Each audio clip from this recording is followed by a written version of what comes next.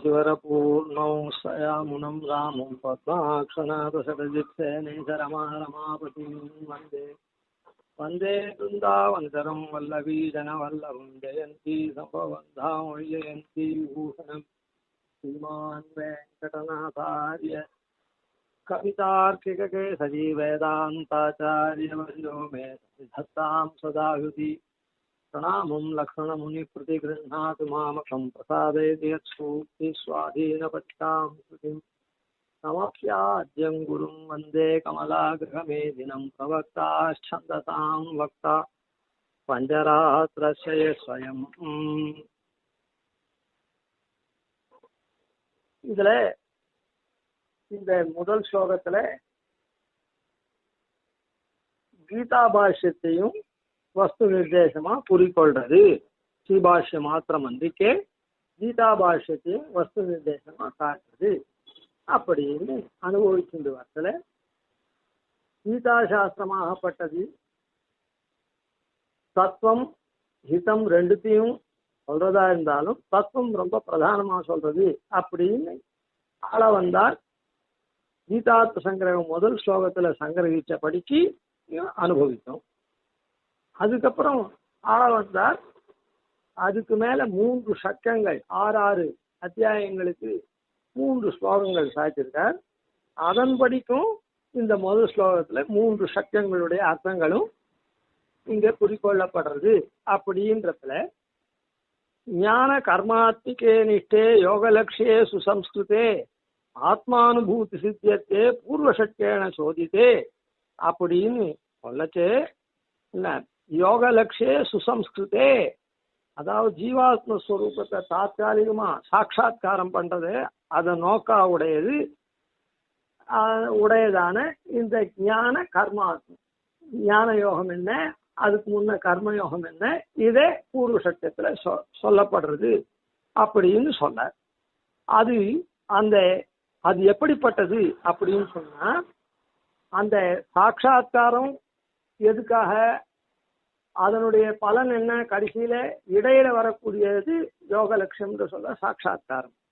ஆத்மானுபூதி சித்தியத்தை, அந்த ஆத்மானுபவம் இந்த சரீரம் விட்ட பிறகு அந்த ஆத்மாவை பூர்ணமா அனுபவிக்கிறதுக்குரிய இருக்குதே, அது சித்திக்காக முதல் சக்கத்துல ஞான கர்மாத்திக்கு ஞான யோகம் கர்மயோகம் சொல்லப்பட்டன அப்படின்னு சொன்ன.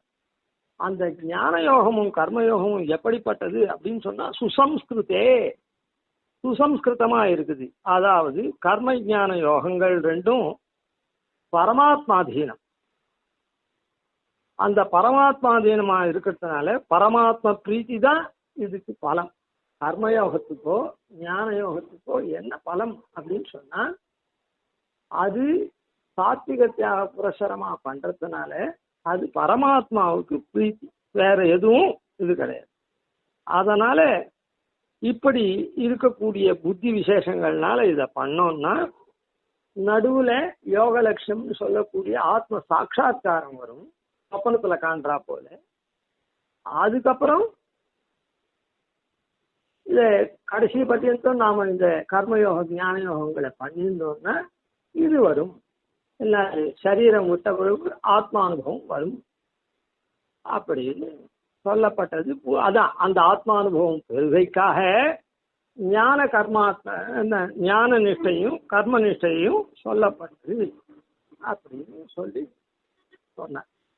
அதுவரையில் நாம் அந்த சுசம்ஸ்கிருதமா இருக்குதுன்னு சொல்றதுனால விலட்சணமான கர்மயோகம் ஞான யோகம் அந்த விலட்சணமான தன்மையை கமத்தியும் காட்டுறது. கர்மா எப்பவும் பிரதானமானதுனால ஞானம் இல்லைன்னா கூட கர்மா இருக்குமானதுனால அந்த கர்மாவை ஆத்யந்த பதத்தினாலையும் அந்தகாரம் போய் ஞானம் வரக்கூடிய ஞானத்தை அது குருந்த சப்தத்தினால குரு சப்தத்தை காட்டுறது. பூர்வ சக்தியத்தை சமப்பியாத்தியம் குரும் அப்படின்ற பதங்கள்னால பத சமூகத்தினால இந்த இடத்துல குறிக்கொள்ளப்பட்டது அப்படின்னு சொல்லி. இப்போ 2வது சக்கத்தினுடைய பொருளை கீதார்த்த சங்கிரகத்துல 3வது ஸ்லோகத்துல சாதிக்கிறார். மத்தியமே பகவத் தத்துவ யாதாத்மிய அவாப்தி சித்தயே ஞான கர்மபி நிர்வர்த்தியோ பக்தி யோக பிரகீர்த்திதா. ரெண்டாவது இதுல மத்தியம சட்டம் மொத்தம் 3 தான் இருக்குது, 3×6 18. அதனால பூர்வ சட்டம் மத்தியம சட்டம் அப்படின்னு இங்க சொல்றேன்.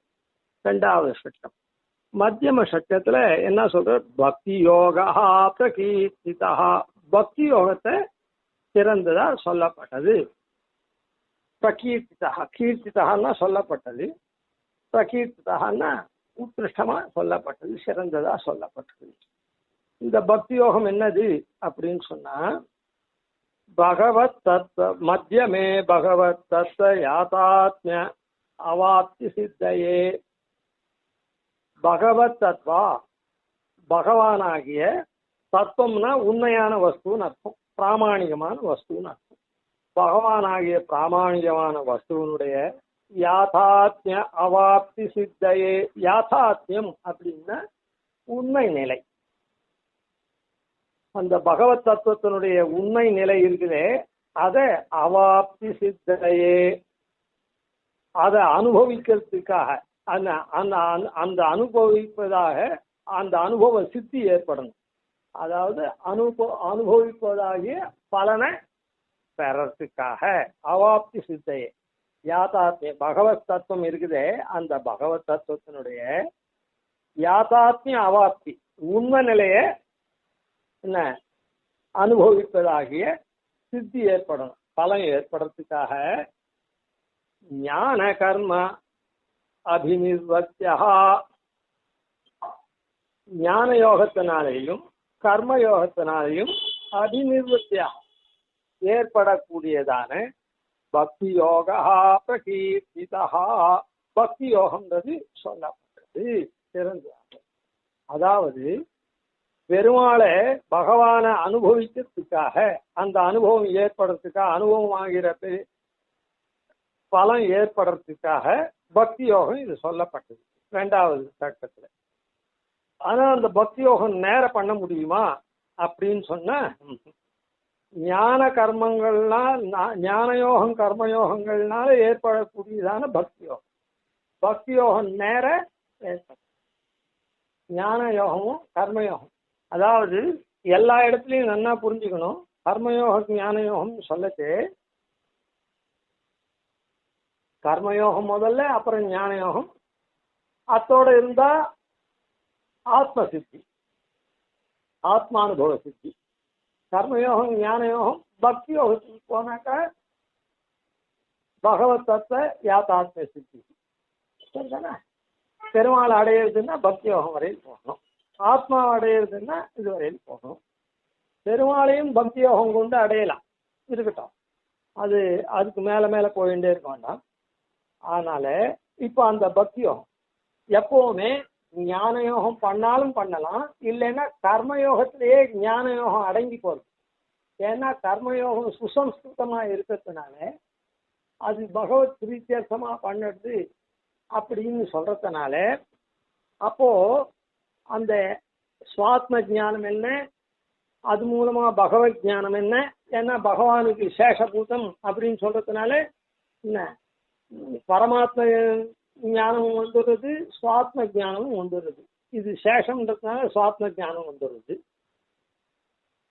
பரமாத்மா சேஷின்றதுனால அந்த பரமாத்ம ஞானம் வந்துடுறது. அவன் பொருட்டு தான் இந்த கர்மயோகம் பண்றதுன்றதுனால அந்த ஞானம் இங்க வந்துடுது. அதனால கர்மயோகத்திலேருந்தே நேர பக்தி யோகமும் போகலாம். கர்மயோகம் மாத்திரம் பண்ணி கூட பக்தி யோகத்துக்கு போகலாம். இல்லைன்னா படிப்படியா கர்மயோகம் ஞான யோகம் பக்தி யோகம் பண்ணலாம். அதே தான் முன்னையும் சொல்லப்பட்டது. ஆத்ம சாட்சா்காரம் அப்புறம் ஆத்மானுபவத்துக்கு ஞான யோகம், அந்த ஞான யோகத்துக்கு என்ன கர்மயோகம், இல்ல கர்மயோகத்தினாலேயும் இந்த ஆத்ம சாட்சா்காரம் கிடைக்கும் அப்படின்னு நாங்கள். அதனால ஞான யோகம், அந்த கர்மயோகம் ஞான யோகமாகப்பட்டது தனியும் பண்ணலாம், இல்ல கர்மயோகத்திலேயே சொருகி போகுது அந்த ஞான யோகம். அதனால கர்மயோகம் மாத்திரமும் போருன்றது அது அதிகப்படியா தெரிஞ்சுக்கிறதுக்காக இதுல இருக்கக்கூடிய விஷயம் அதுக்காக இருக்கும். சரி, மத்தியமே பகவத் தத்துவ யாதாத்மிய அவாப்தி சித்தையே. ரெண்டாவது சட்டத்துல பகவத் தத்துவம் பகவானாகிற வஸ்துவனுடைய யாதாத்மியம். யாதாத்மியம்னா உண்மை நிலை. அதை அவாப்தி சித்தையே, அவாப்தின்னா அடையிறது. அடையிறதுன்னா என்ன அர்த்தம்? ஒரு பொருளை அடையிறோம்னா அதை அனுபவிக்கிறோம்னு அர்த்தம். அந்த அனுபவிப்பதாகிய அதுதான் பலன். ஒரு பொருளை அடையிறோம், அனுபவிக்கிறோம்னா அதுதான் பலன். அந்த பலத்தை சித்தையே பெறுவதற்காக ஞான கர்ம அபிநிர்வர்த்தியா, ஞான யோகம் கர்மயோகங்கள்னால அபிநிர்வர்த்தியா ஏற்படக்கூடியதான பக்தி யோகா, பக்தி என்னும் யோகமானது பிரதீர்த்ததாக சிறந்ததாக சொல்லப்பட்டது. இப்போ முதல் சட்டத்துல என்ன சொல்லப்பட்டது அப்படின்னு சொன்னா கர்மயோக ஞான யோகங்கள் சொல்லப்பட்டது. ரெண்டாவது சட்டத்துல அதனுடைய தொடர்ச்சியில ஏற்படக்கூடிய பகவத் அனுபவத்துக்கு உண்டான பக்தி யோகம் சொல்லப்பட்டது. இதுதான் இந்த ரெண்டாவது சட்டத்துல நிறைய சாரம். ரெண்டாவது ஏகமா சொல்லியிருக்காரு, அதான் விவரமா சொல்லிருக்கிறதுனுடைய சாரம் என்ன? இதுதான் பகவானை அடையக்கூடிய பக்தி யோகம் சொல்லப்பட்டது அப்படின்னு. இப்ப இந்த இடத்துல பாருங்க, பக்தின்றது என்னது? எம்பெருமான சாட்சா பக்தி யோகம்ன்றது பக்தி எம்பெருமானத்துல செலுத்தணும். அதான் ஸ்வதர்ம ஞான வைராக்கிய சாத்திய பக்தி யோக கோச்சரகான்னு முதல்ல சொன்னாரு. அந்த மாதிரி இப்போ பூர்வ சட்டத்துல சொன்ன கர்மயோக ஞான யோகங்கள், அது சுசம்ஸ்கிருதமா இருக்கக்கூடிய கர்மயோக ஞான யோகங்களானதுனால கமபி ஆத்தியம் குரு அப்படின்ற இந்த 3 பதங்கள்னால பூர்வ சட்டத்துல சொன்ன கர்மயோக ஞான யோகங்கள் சொல்லப்பட்டது. சுசம்ஸ்கிருதமான கர்மயோகம். இப்போ அதனால எம்பெருமானத்துல பக்தி உண்டாருது. அந்த பக்தி யோகம், அந்த பக்தி தான் என்ன பண்றது? அவனிடத்திலேயே அப்படியே பற்றுதலா இருக்க பண்றது. அதுதான் வந்தேன்றது பார்க்கணும். அதனால வந்தே யார் இடத்துல வந்தே, யாரை சேவிக்கிறோம் அப்படின்னு சொன்னா நமஸ்கரிக்கிறோம், யாரை தொழுகிறோம் அப்படின்னா கமலா கிரகமேனம், அந்த கமலையோட கூட இருக்கக்கூடிய எம்பெருமான். எம்பெருமானுடைய உண்மை தன்மை என்ன? பகவத் தத்துவ யாதாத்மிய என்ன? பகவத் தத்துவம்ன்றது அல்ல, திரு நின்ற பக்கம் திறவு, திருவில்லா தேவரை தேரேல் மின் தேவு, அகலகில்லேன் நிறைவுமென்னு அலர்மேல் மங்கை உரை உரையறவன் அப்படின்னா திருமகளோடு ஒரு காலம் பிரியானாதன். இப்படி இருக்கக்கூடியதுதான் பகவத் தத்துவத்தை உண்மை நிலை. விராட்டி எம்பெருமானும் பிரியாத தன்மை இருக்க, அதுதான் பகவத் தத்துவத்தினுடைய பாவாரூடோ பகவதிவாம் தெய்வத்தம் தம்பதி நகா அப்படின்னு சொல்லப்படுது. ஆனாலே அந்த 2 பேரும் பிரியாத மிதுனமா தம்பதியா இருக்காளே, அதுதான். அதனால பகவத் தத்துவ யாதாத்மியம் என்ன? கமலா கிரகமேதி அப்படின்றது தான். கமலையோட கூட தர்மத்தை அனுஷ்டிக்க கூடியவனா இருக்கான். தர்மத்தை அனுஷ்டிக்க கூடியவனா இருந்து எல்லாருக்கும் அதான் 2 பேரும் அர்ப்பணிக்கிறா தன்னை. நமக்கெல்லாம் அருள் புரியுறா. என்ன அர்ப்பணிக்கிறதுன்றது என்னது? நமக்கெல்லாம் தன்னை தந்த கற்பகமா தங்களை தந்து அவளை போல நாமும் அனுபவம் பண்ற மாதிரி அவ கொடுக்குற அனுபவத்தை கொடுக்குறா. பகவத் அனுபவம்ன்றது என்னது? இங்கேருந்து போற முக்தன் பகவான் என்னென்ன அனுபவம் அனுபவிக்கிறானோ அவனோட கூட அத்தனை அனுபவம் நாமும் சேர்ந்து அனுபவிக்கிறோம். அப்போ அவன் எப்படிப்பட்டவன்? அதான் அந்த அனுபவத்தை நமக்கு தரான். அதான் கிரக சப்தத்துக்கு நேத்தே சொன்னோம், திருஷ்யத்தே தர்ம சரணாயா அப்படின்னு சொல்லிட்டு. கிரகம்ன்றது வீடு இல்லை, என்ன கிரகம்ன்றது பத்னி அப்படின்னு சொல்லியிருக்குது. அதனால கமலா கிரகமே தினம், கமலையோட சேர்ந்து தர்ம சரணாயா, அதான் நம்மலாம் அவன் என்ன பண்றான்? நமக்கெல்லாம் மேதி மேதின் அப்படின்ற சப்தத்துக்கு என்னன்னா தியாகம் பண்றவன், அர்ப்பணிக்கிறவன், தங்களை நமக்கு அர்ப்பணிக்கிறான். நாமும் சரணாகதி பண்ணி நம்ம அவனுக்கு அர்ப்பணிக்கிறோம். தன்னிடத்துல யாரு தன்னை ஆத்மாத்மீய பரசமர்ப்பணம் பண்ணினாருக்கு தானும் ஆத்மாத்மீய சமர்ப்பணம் பண்ண கடவனாய். அதனால தன்னை தந்த கற்பகமா இருக்கான். நாம ஆத்மாத்மீய பரசமர்ப்பணம் பண்ணோம்னா அவனும் என்ன பண்றான், ஆத்மாத்மீயங்களை நமக்கும் தரான். சுத்தின்னு சொல்றது அந்த எம்பெருமானுக்கு துல்லியமான எம்பெருமானோட கூட அவன் அனுபவிக்கிற அனுபவங்கள்லாம் நாமும் அனுபவிக்கிறோம் அப்படின்னு. அதுதான். அதனால இப்போ இந்த அனுபவ பர்யந்தம் அவன் தரானே, அதுதான் கிரகமேதி அப்படின்ற பதம் காண்பிக்கிறது.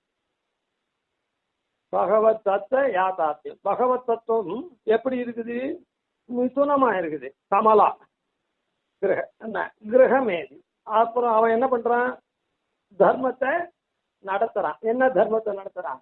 தன்னிடத்துல ஆத்மாத்மீய சமர்ப்பணம் பண்ணாருக்கு தானும் ஆத்மாத்மீய சமர்ப்பணம் பண்ண கடவனா என்ற ரீதியில அவனும் நமக்கு தன்னை தந்த கற்பகமா இருக்கான். அதனால இதுதான் பகவத் தத்துவ யாதாத்மிய அவாப்தி சித்தையே. அந்த சித்தி அதை சித்திக்கிறது, அந்த பலன் சித்திக்கிறது பொருட்டு உண்டான பக்தி யோகத்தை சொல்றது அப்படின்னு. அதனால வந்தேன்றது அந்த பக்தி யோகத்தையும், அந்த அவாப்தி சித்தி இருக்குதே பகவத் தத்துவ யாதாத்மிய அவாப்தி சித்தி, அது கமலா கிரகமேதி. அதனால இந்த ரெண்டாவது சக்கத்துல சொன்னது என்ன பண்றது, வந்தே கமலா கிரகமேதினம் அப்படின்ற பத சமூகங்கள்னால ரெண்டாவது சக்கத்தை குறிக்கொள்றது. மத்தியமே பகவத் தத்துவ யாதாத்மிய அவாப்தி சித்தையே ஞான கர்மபிநிவృత్యோ பக்தியோக பிரகீர்த்திதா. அதான் அது ஏற்கனவே அந்த ஞான கர்மத்தினால உண்டாகக்கூடியதான ஏற்படக்கூடியதான அதுதான் பூர்வ சக்தியத்துல சொன்ன விஷயம். அதுதான் கமப்பியாத்தியம் குரும் அப்படின்றதுனால இருக்குது. அதுக்கு மேல வந்தேன்றது இந்த பக்தி யோகம். எதுக்காக அந்த பக்தி யோகம்? கமலாகிரமே பகவத் தத்துவ யாதாத்மிய அவாப்தி சித்தி. அவாப்தி சித்தி எப்படி இருக்குது, அதனுடைய தன்மை எப்படி இருக்குது, கமலாகிரகம் அப்படின்னு. அதனால இந்த பதங்கள்னால இப்படி சொல்லப்பட்டது ரெண்டாவது. இப்போ மூன்றாவது சட்டம். மூன்றாவது சட்டத்துல என்ன சொல்றது அப்படின்னு சொன்னா, முதல் சட்டத்துல சொன்னது ரெண்டாவது சட்டத்துல சொன்னது அந்த விஷயங்களை மூன்றாவது சட்டத்துல சொல்றது. அதுல மூன்றாவது சட்டத்துல அத என்ன பண்றதுன்னா விவரணம் பண்றது. அதனால சொன்னத்தை சொல்றதுன்ற தோஷம் வராது. ஒரு விஷயத்த முதல்ல சொல்லியாச்சு, மறுபடியும் சொன்னா சொன்னத்தையே சொல்றதுன்ற தோஷம். ஆனா அந்த முன்ன சொன்னதுக்கு சேஷமா இத சொல்றது அப்படின்னு சொன்னா என்ன ஆகுதுன்னா அதை விவரிக்கிறது. முன்ன சொன்ன விஷயத்துல இருக்கக்கூடிய சேஷம்னா இன்னும் மிச்சம் இருக்கக்கூடிய விஷயத்தை இது சொல்றது மூன்றாவது கட்டத்துல. முதல் இரண்டு கட்டத்துல சொன்ன விஷயங்கள் இருக்க, அதனுடைய சேஷத்தை இது சொல்றது அப்படின்னு சொன்னா என்ன அர்த்தம்? அதுல விட்டு போன அம்சங்கள் இன்னும் சொல்ல வேண்டிய அம்சங்கள்னா இதுல சொல்றதுன்னு சொன்னா சொன்னத்தையே சொல்றதுன்ற தோஷத்துக்கு சொன்னத்தையே சொல்லிட்டு இருக்காண்டா அப்படின்னு சொல்லுவேன். அதனால சொன்னத்தையே சொல்றது அப்படின்ற தோஷம் வராது, புனருக்தி தோஷம் கிடையாது. அதனால மூன்றாவது சட்டம் என்ன சொல்றது அப்படின்னு சொன்னா,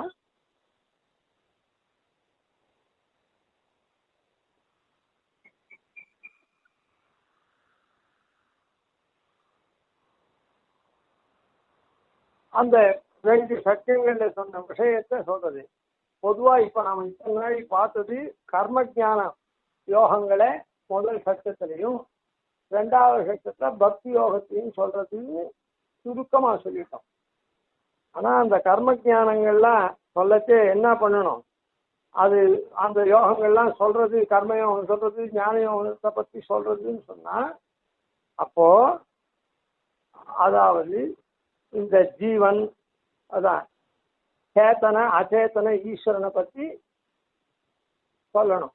அந்த அங்க விசதமா சொல்லாது இருக்கிறது அங்க அதனுடைய சேஷம் இதுன்னு சொன்னதுனால பூர்வ சத்தியத்துல கர்ம ஜானங்கள்லாம் சொல்லிட்டு அதுக்கு 2வது சத்தியத்துல பக்தி யோகம் சொல்லிட்டு இதுக்கெல்லாம் என்ன பண்ணணும், அந்த இது தெரியணும். சேத்தன தத்துவம் அச்சேதன தத்துவம் ஈஸ்வர தத்துவத்தினுடைய விஷயங்கள் தெரியணும்.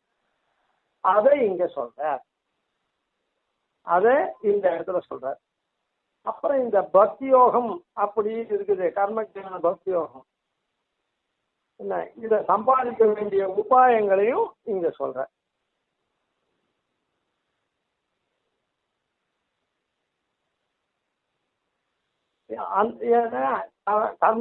கர்மயோகம் ஞான யோகம் பக்தி யோகம் இருக்குது. அவருடைய சொரூபத்தையும் சொல்லி அதெல்லாம் எப்படிப்பட்ட தன்மை கொண்டவை அப்படின்னு சொல்லி அதை எப்படி நாம சம்பாதிக்கிறதுன்னா அதுக்கு என்ன மாதிரியான, இப்போ நாம பக்தி யோகம் நிச்சயம்னா என்னென்ன மாதிரி காரியங்கள்லாம் பண்ணணும், ஞான யோகம் பண்ணணும்னா என்னென்ன மாதிரி காரியம் பண்ணணும், கர்மயோகம் பண்ணணும்னா என்னென்ன மாதிரி காரியம் பண்ணணும் அப்படின்றதெல்லாம் இந்த இடத்துல சொல்றோம். அதாவது அது இந்த இந்த சட்டம் இருக்குதே, இந்த சட்டத்திலேயே 2 பிரிவு இருக்கு. சட்டம்ன்றது 6 அத்தியாயமும் இல்லை. அந்த 6 அத்தியாயத்துல முதல் 3 அத்தியாயம் இருக்குதே,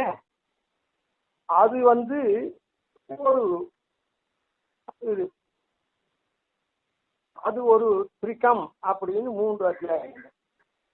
2வது 3 அத்தியாயங்கள், முதல் 3 அத்தியாயங்கள்னால ஒரு விஷயத்தை சொல்றார், 2வது 3 அத்தியாயங்கள்னால இன்னொரு விஷயத்தை சொல்றார். அது என்னது அப்படின்னு சொன்னா, முதல் 3 அத்தியாயங்கள்னால சித்து அசித்து ஈஸ்வரன் சொல்றமே அந்த தத்துவங்களை சோதனம் பண்றதுல அது ரொம்ப முக்கியமா இருக்கு. முதல் 3 அத்தியாயத்துல பிரதான அம்சம் என்ன சொல்லப்படுறது அப்படின்னு சொன்னா சித்து அசித்து ஈஸ்வரனை பற்றி சொல்லக்கூடியது. 2வது 3 அத்தியாயங்கள்ல என்ன சொல்றது அப்படின்னா கர்மயோகம் ஞான யோகம்லாம் இருக்குது. அதான் அந்த பக்தி யோகங்கள்லாம் அது எப்படி பண்ணணும் அப்படின்றதெல்லாம் சொல்லக்கூடியது. அதாவது தத்துவத்தை முதல் 3 யோகம் சொல்றது, 3 அத்தியாயம் சொல்றது, ஹிதமா இருக்கக்கூடிய உபாயத்தை எப்படி அனுஷ்டிக்கணும் அப்படின்ற விஷயத்துல 2வது 3 சொல்றது.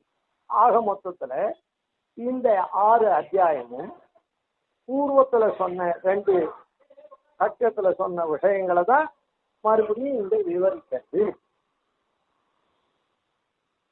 பூர்வத்துல சொன்ன சத்தியங்களை விவரிக்கிறதுன்னா கர்மயோகம் ஞான யோகம் பக்தி யோகம். அந்த கர்மயோக ஞான யோக பக்தி யோகங்களுக்கு உண்டான முதல்ல விவேகத்தனை மூலமோ சித்து அசித்து ஈஸ்வரனை பற்றின ஞானம் தத்துவ ஞானம் இருந்தால் தானே அதுக்கு பண்ண முடியும். ஆனால் அது முதல் 3 அத்தியாயங்கள்லையும் 3 அத்தியாயங்கள்ல அந்த உபாயமா இருக்கக்கூடிய கர்ம ஞான பக்தி யோகங்கள்லாம் எப்படிலாம் அனுஷ்டிக்கணும் அப்படின்றதையும் இதுல சொல்லப்படுது அப்படின்னு சொல்றேன். இப்ப அந்த ஸ்லோகத்தை சேவிப்போம். அதாவது 4வது ஸ்லோகம்.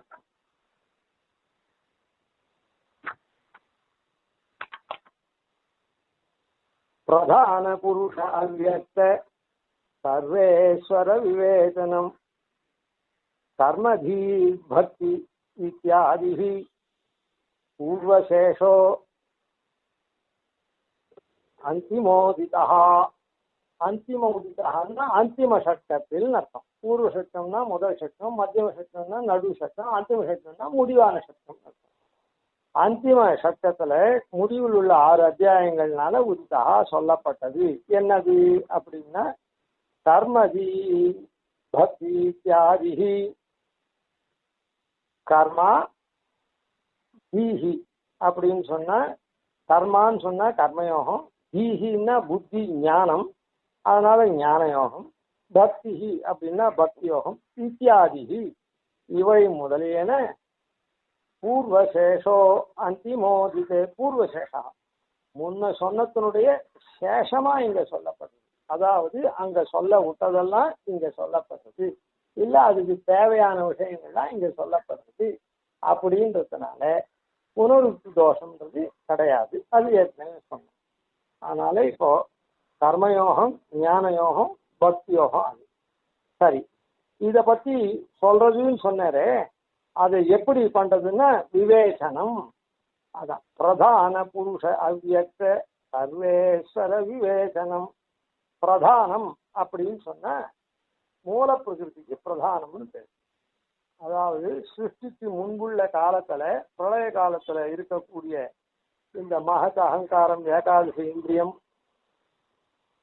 இந்த பஞ்சபூதங்கள் அப்படின்லாம் சொல்றதான இந்த பிரிவினையெல்லாம் இல்லாம மொத்தமா அப்படியே இதுவா இருக்குது. அதுக்கு பிரதானம்னு பேர். அப்புறம் புருஷன். புருஷன்னு சொன்னா ஜீவாத்மா. புருஷோத்தமன்னு சொன்னா பகவான் இருக்கட்டும், பசங்காத்து அது சொன்னேன். ஆனா புருஷ சூக்தம்னு சொல்லச்சே புருஷ சூக்தம்னா ஜீவனை பத்தின சூக்தம்னு அர்த்தம் இல்லை. புருஷ சப்தமே எம்பெருமானுக்கு தான் சொல்லும். புருஷ சப்தம் ஜீவனை சொல்ற பட்சத்துல, அப்போ ஜீவாத்மாவை சொல்ற பட்சத்துல அவனுக்கு புருஷோத்தமன் அப்படின்னு பேர். சரி, இந்த இடத்துல புருஷன்றது ஜீவன், அதனால்தான் புருஷோத்தமன் எம்பெருமானுக்கு சொன்னேன். பிரதான புருஷ அவ்யக்த. பிரதானம்னா மூலப்பிரகிருதி, புருஷன்னா ஜீவாத்மா. பிரதான புருஷ அவ்யக்த நான் சொன்னேன் இல்ல, பிரதான புருஷ வியக்த. வியக்தம்னா வியக்தமா தெரியுதுன்னா பார்க்கப்படுறதுன்னு அர்த்தம். ஆனா வியக்தமாவே தெரியல அப்படின்னா என்ன அர்த்தம்? கிளியரா தெரியல, பார்க்க முடியலன்னு அர்த்தம். ஆனால் இந்த பிரதானந்தத்தை மூலப்பிரகிருதியை நாமெல்லாம் பார்க்க முடியாது. அதே இந்த மகத் அகங்காரம், ஏகாதசி இந்திரியம், பஞ்சபூதங்கள்லாம் நம்ம பார்க்கிறோம். அதனால இதெல்லாம் அதுல இருந்து உண்டானதெல்லாம் மகான்லேருந்து பிருத்திவி வரையில் உண்டான பதார்த்தம் இருக்கு, தத்துவங்கள்லாம் அதுக்கு வியக்தம்னு பேர். அதான் அது மூலப்பிரகிருதியினுடைய ஒரு பரிணாமங்கள். பிரதான புருஷ வியக்த சர்வேஸ்வர விவேச்சனம். சர்வேஸ்வர விவேச்சனம்.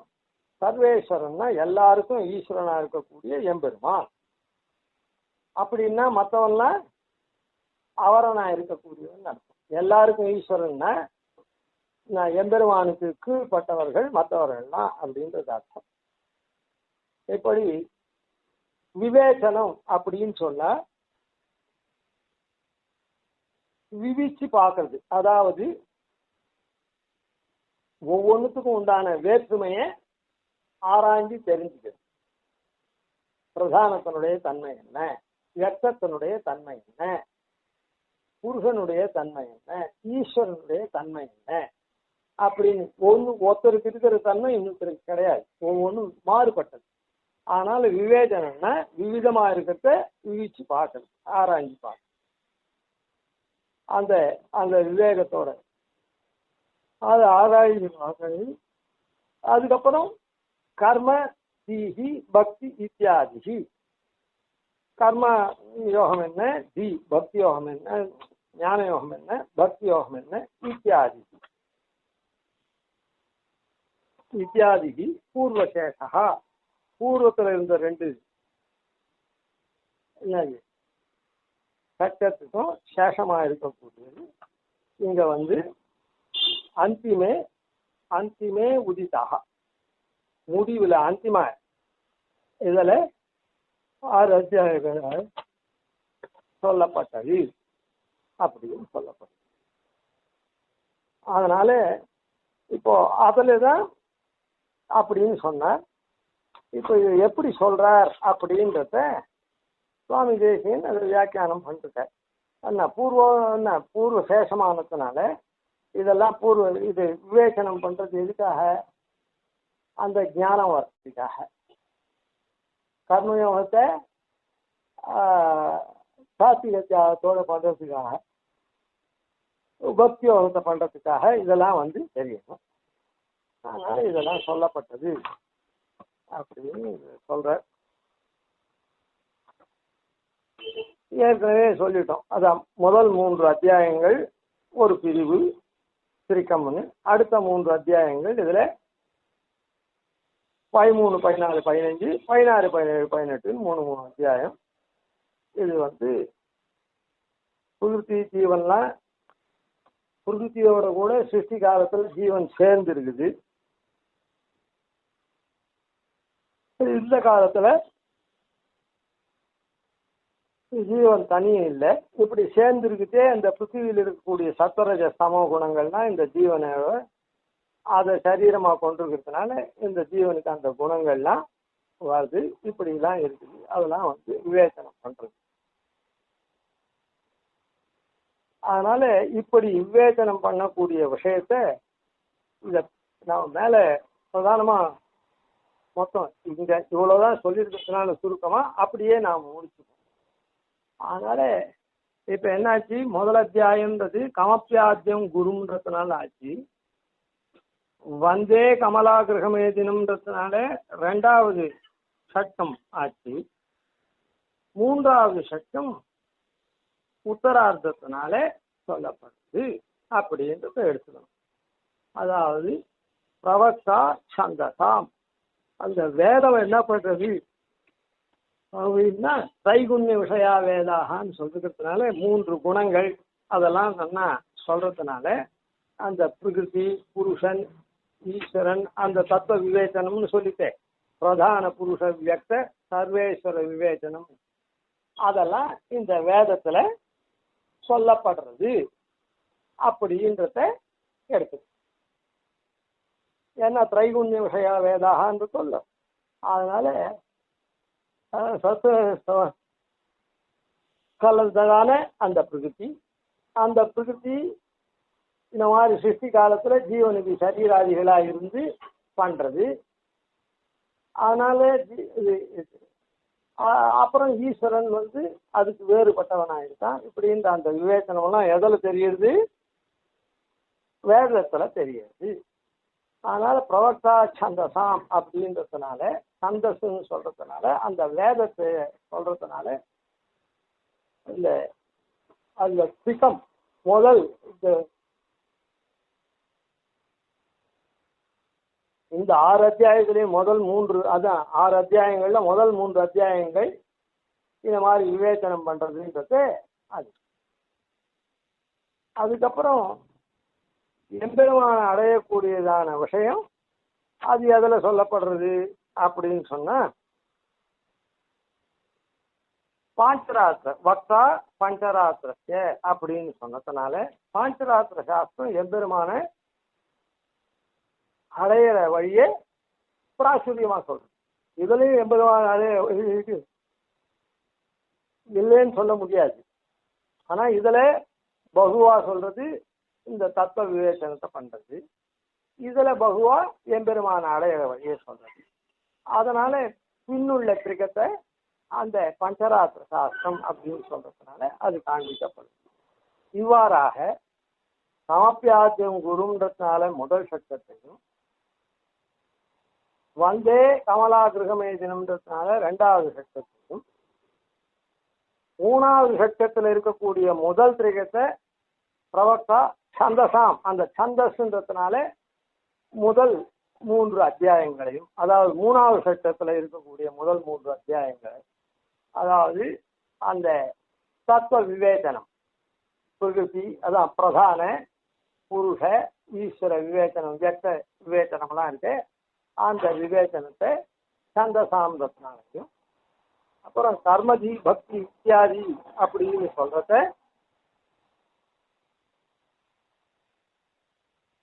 பஞ்சராத்திர சாஸ்திரம் அதான் பக்தா பஞ்சராத்திரஸ்யா அப்படின்னு சொல்றதுனாலையும் காண்பிக்கப்படுறது. இப்படியாக 3 சத்தியங்களையும் இந்த ஸ்லோகமாகப்பட்டது உபாதனம் பண்றது. அதனால வஸ்து நிர்தேசம் பாஷ்ய கீதா பாஷ்யத்தை இது காண்பிக்கிறது அப்படின்ற தலைப்பு. மேல நாளை கவிதார்த்திய சிம்ஹாய கல்யாண குணசாலினே ஸ்ரீமதே வெங்கடேசாய வேதாந்த குணவே நமஹ. ஆதிவன் ஷடகோபாதீன் எதிவத்யான் பதேன் சம்சேரங்க பூர்வசரதித்யதீசான பதாஸ்ரயம் ஸ்ரீவத்வம்சதிலகம் வந்தே ஸ்ரீகிருஷ்ணதேசிகம்.